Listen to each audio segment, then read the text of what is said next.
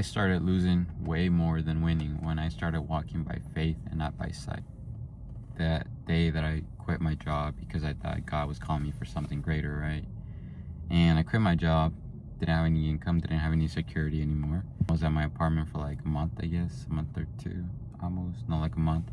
Then I got evicted from my apartment, and then I have to move back into my hometown. I'm back into my hometown.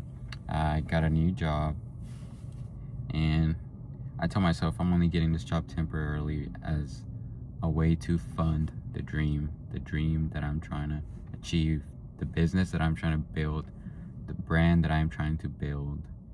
And I gave myself a certain amount of time to accomplish that goal. But when you start walking in faith and not by sight, you start losing things, not just in your life, but within yourself as well. And I started noticing that in myself right away, because I actually started surrendering, and I started giving up all these things that I was holding on to. And that's what I meant, like when you start walking in faith and not by sight, you lose more than you win.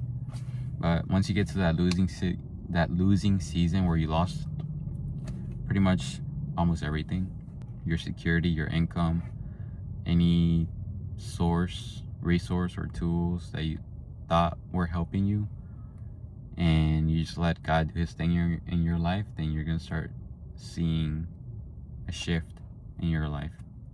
You know, like, it may not make sense in the moment, but then little by little you start seeing your life getting back on track to the way it was supposed to in the beginning. And that's where I'm at right now. You know, I've already lost a lot, I've gone through a lot at this point, but I told myself within this amount of time I'm going to accomplish this goal, and this time I'm not going to stop till I do. It's crazy because 2 years ago when I moved out, went to college, I dropped out, and I thought, you know, I knew what I was going to do in my life, but not so much. But you know, when your life is in shambles and you don't always have control over everything, the best you could do is try to be consistent at the things that you do have control with. Like, no matter how bad my life is, the only thing I am consistent with is God and my body.